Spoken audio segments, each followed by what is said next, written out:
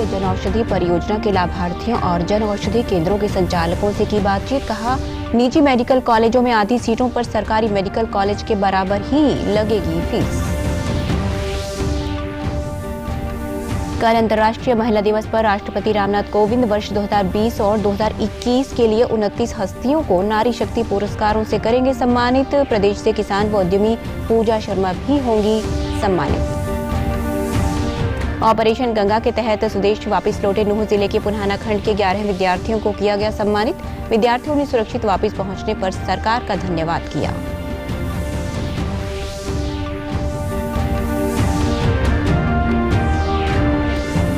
और पलवल जिले में सघन मिशन इंद्रधनुष 4.0 के अंतर्गत आज नागरिक अस्पताल सहित सभी प्राथमिक चिकित्सा केंद्रों व सामुदायिक चिकित्सा केंद्रों पर बच्चों का किया गया टीकाकरण।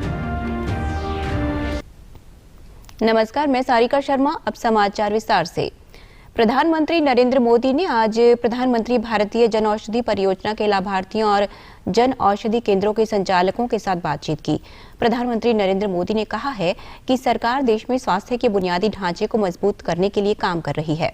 भविष्य की चुनौतियों को ध्यान में रखते हुए हर जिले में कम से कम एक मेडिकल कॉलेज खोलने का लक्ष्य रखा गया है। उन्होंने कहा कि आजादी के इतने दशकों बाद भी देश में केवल एक एम्स था, लेकिन अब 22 एम्स काम कर रहे हैं। आजादी के बाद इतने दशकों तक देश में केवल एक ही एम्स था, लेकिन आज देश में 22 एम्स हैं। हमारा लक्ष्य देश के हर जिले में कम से कम एक मेडिकल कॉलेज का है। देश के मेडिकल संस्थानों से अब हर साल 1.5 लाख नए डॉक्टर्स निकल आ रहे हैं, जो स्वास्थ्य सेवा की गुणवत्ता और सुलभता के बहुत बड़ी ताकत बनने वाले हैं। देश भर के ग्रामीण इलाकों में हजारों वेलनेस सेंटर्स भी खोले जा रहे हैं। प्रधानमंत्री ने कहा कि हमने तय किया है कि प्राइवेट मेडिकल कॉलेजों में आधी सीटों पर सरकारी मेडिकल कॉलेज के बराबर ही फीस लगेगी, जिसका बड़ा लाभ गरीब और मध्यम वर्ग के बच्चों को मिलेगा। आधी सीटों पर सरकारी मेडिकल कॉलेज के बराबर ही फीस लगेगी, उससे ज्यादा पैसे फीस के नहीं ले सकते हैं। इससे गरीब और मध्यम वर्ग के बच्चों के करीब 2,500 करोड़ रुपए बचेंगे। इतना ही नहीं, वो अपनी मातृभाषा में मेडिकल एजुकेशन कर सके, टेक्निकल एजुकेशन ले सके। ये इसके कारण गरीब का बच्चा भी, मध्यम वर्ग का बच्चा भी, निम्न मध्यम वर्ग का बच्चा भी, जिसके बच्चे स्कूल में अंग्रेजी में नहीं पढ़े हैं, वो बच्चे भी अब डॉक्टर बन सकते हैं। राष्ट्रपति रामनाथ कोविंद कल अंतर्राष्ट्रीय महिला दिवस पर राष्ट्रपति भवन में आयोजित एक विशेष समारोह में पुरस्कार प्रदान करेंगे। सभी 28 पुरस्कार 29 हस्तियों को प्रदान किए जाएंगे। ये पुरस्कार उन लोगों को दिए जाएंगे जिन्होंने महिलाओं के सशक्तिकरण, खासकर जोखिम वाली और सीमांत महिलाओं के लिए उत्कृष्ट सेवा की है। नारी शक्ति पुरस्कार व्यक्तियों और संस्थानों द्वारा किए जाने वाले उत्कृष्ट योगदानों को मान्यता स्वरूप महिला और बाल विकास मंत्रालय की पहल के तहत प्रदान किए जाते हैं। ये पुरस्कार उन महिलाओं को दिए जाते हैं जिन्होंने समाज में सकारात्मक बदलाव लाने में महती कार्य किया हो। प्रदेश की पूजा शर्मा को भी किसान और उद्यमी क्षेत्र में नारी शक्ति पुरस्कार 2021 से सम्मानित किया जाएगा। ऑपरेशन गंगा के तहत यूक्रेन से वापस आए नूंह जिले के पुन्हाना खंड के सभी 11 बच्चों के लिए सम्मान समारोह का आयोजन किया गया। इस अवसर पर गौ सेवा आयोग हरियाणा के पूर्व चेयरमैन भानी राम मंगला ने कहा कि सरकार के निरंतर प्रयासों से पुन्हाना उपमंडल के सभी बच्चे सुरक्षित अपने घर लौट आए हैं। उन्होंने कहा कि यूक्रेन के युद्धग्रस्त क्षेत्रों में हालात खराब होने पर सरकार ने ऑपरेशन गंगा के तहत अपने नागरिकों को वापस स्वदेश लाने का अभूतपूर्व कार्य किया है। उन्होंने कहा कि सरकार द्वारा छात्रों को सुरक्षित वापस लाने के लिए हर एक सुविधा निःशुल्क मुहैया करवाई गई। मैं सबसे पहले अपने माननीय प्रधानमंत्री नरेंद्र मोदी जी का बहुत बहुत आभार प्रकट करता हूँ, धन्यवाद करता हूँ कि उन्होंने जो यूक्रेन में हमारे देश के बच्चे शिक्षा ग्रहण कर रहे थे, उन बच्चों को ऐसे समझा जैसे मेरे अपने निजी बच्चे हैं, और उन बच्चों के लिए उन्होंने जो प्रयास किए वो बहुत ही सराहनीय प्रयास है। उनके मैं धन्यवाद करता हूँ। यूक्रेन से वापस आए विद्यार्थियों ने सकुशल अपने घर लौटने पर सरकार का आभार जताया। उन्होंने कहा कि सरकार ने अपने खर्च पर उन्हें सुरक्षित वापस लाकर एक मिसाल कायम की है। विद्यार्थियों ने कहा कि सरकार द्वारा उन्हें मुफ्त फ्लाइट, रहने और भोजन संबंधी सभी सुविधाएं उपलब्ध करवाई गई। उनको भी परेशानी थी कि हाँ हम लोग कैसे हैं कैसे नहीं है। जैसे ही हम पहुँचे उन्होंने हमारा स्वागत किया है और हमारा हाल चाल पूछा है, हम कैसे, हमारा अनुभव पूछा तो, और हमारा इतने अच्छे से स्वागत किया, तो उसके लिए मैं बहुत बहुत शुक्रगुजार हूँ। और मोदी सरकार का भी मैं बहुत धन्यवाद करती हूँ कि उन्होंने मुझे बहुत अच्छे से बॉर्डर से अपने घर तक पहुँचाया है। एम्बेसी वालों से कांटेक्ट हुआ, उन्होंने बोला कि बस में अपने झंडे लगाकर सब वहाँ से चले जाएं बॉर्डर तक, कोई रास्ते में परेशानी नहीं होगी। झंडे को देखकर किसी ने कोई चेकिंग भी नहीं की, सीधा जाने दिया।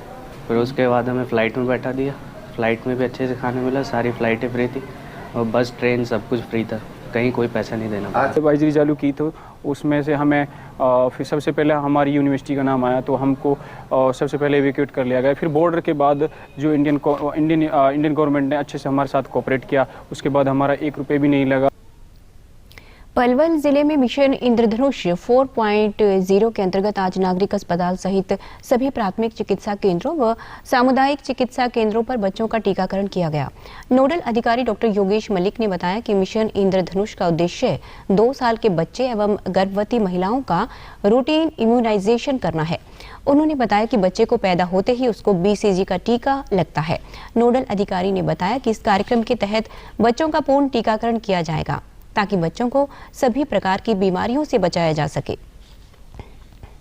मिशन इंद्रधनुष का जो मुख्य उद्देश्य है, ऐसे बच्चों को ढूंढना जो या तो बिल्कुल ही आए नहीं हमारे पास कभी भी टीका लगवाने, या ऐसे बच्चे जिन्होंने 1-2 टीके लगवाए और उसके बाद किसी कारणवश हमारे पास नहीं आए हैं।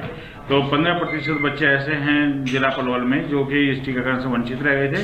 तो इस मिशन इंद्रधनुष के अंतर्गत 164 टीमें बनाई गई हैं पूरे जिले में और आशा द्वारा घर घर सर्वे करवाकर ऐसे बच्चों की सूची तैयार कर ली गई है। 6800 के करीब ऐसे बच्चे हैं जिनका टीकाकरण अभी अधूरा पड़ा है। तो इस कार्यक्रम के तहत जो हम इन सभी बच्चों का पूर्ण टीकाकरण करेंगे ताकि इन्हें सभी प्रकार की बीमारियों से बचाया जा सके। अमरपुर प्राथमिक चिकित्सा केंद्र पर तैनात स्वास्थ्य कर्मी ने बताया कि इस अभियान के तहत ग्रामीण क्षेत्र के बच्चों का टीकाकरण किया जा रहा है।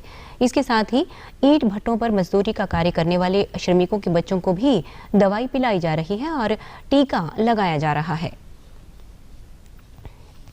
आज से हमारे यहाँ अमरपुर में इंद्रधनुष मिशन इंद्रधनुष का प्रोग्राम शुरू हो गया है और हम घर घर जाके लोगों को जागरूक कर रहे हैं और अब अमरपुर गांव में भी टीकाकरण होगा और भट्टों पर भी टीकाकरण शुरू किया जाएगा।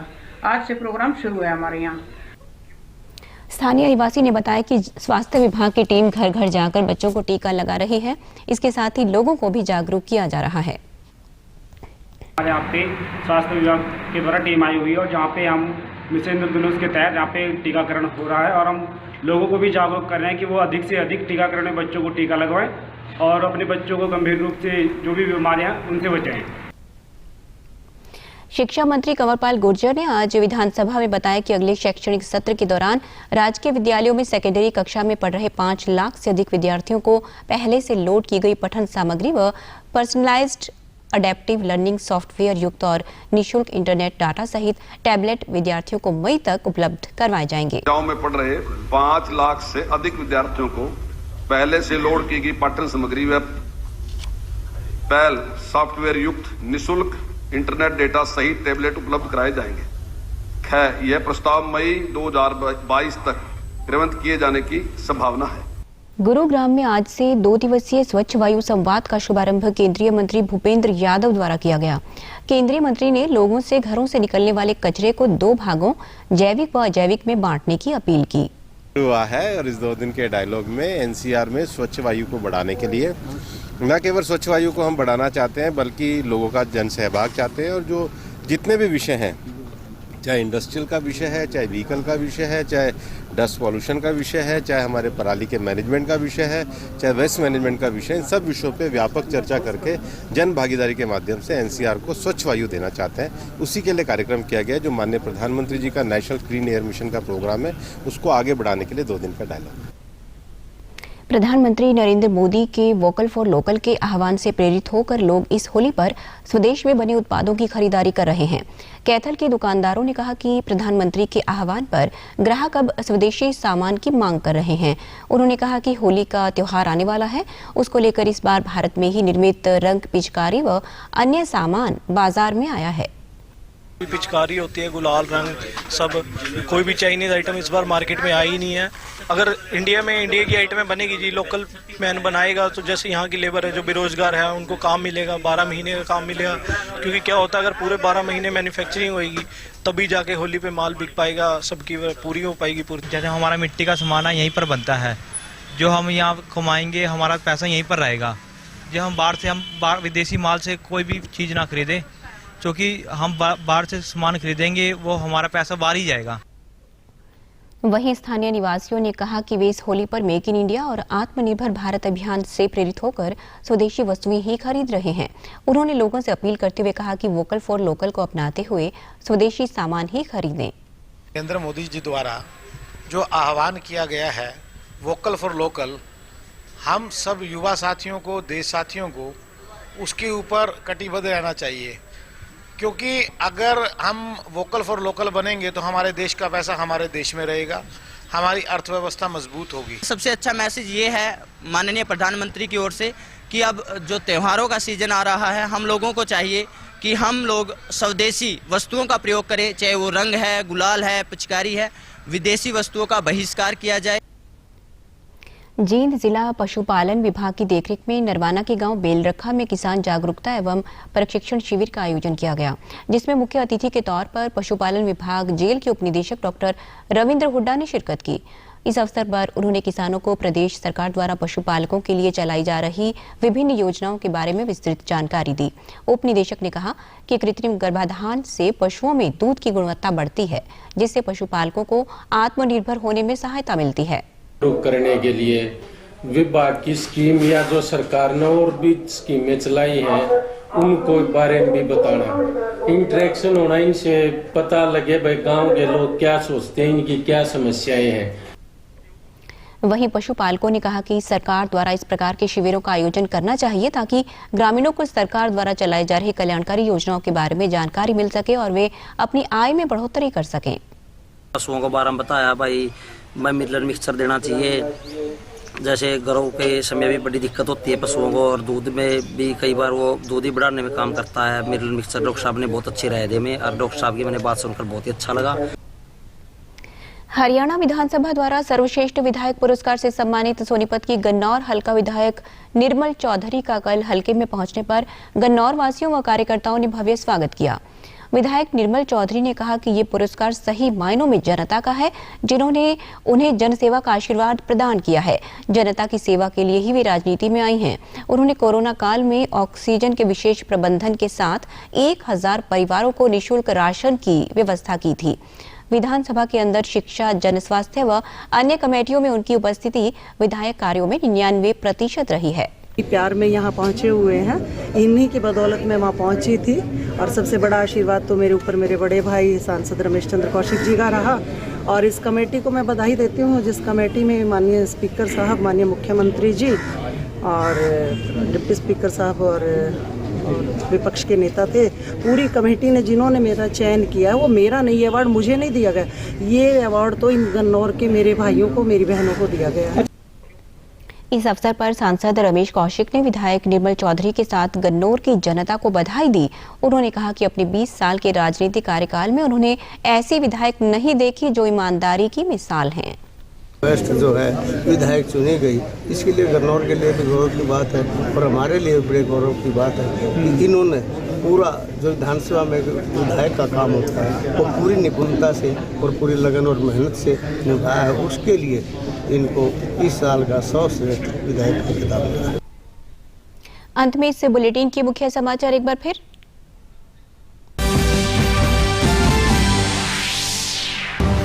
प्रधानमंत्री नरेंद्र मोदी ने प्रधानमंत्री भारतीय जनऔषधि परियोजना के लाभार्थियों और जनऔषधि केंद्रों के संचालकों से की बातचीत। कहा, निजी मेडिकल कॉलेजों में आधी सीटों पर सरकारी मेडिकल कॉलेज के बराबर ही लगेगी फीस।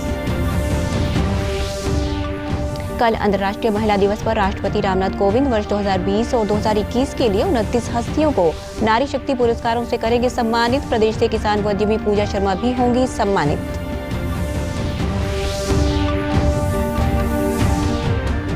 ऑपरेशन गंगा के तहत स्वदेश वापस लौटे नूंह जिले के पुल्हाना खंड के 11 विद्यार्थियों को किया गया सम्मानित। विद्यार्थियों ने सुरक्षित वापस पहुंचने पर सरकार का धन्यवाद किया।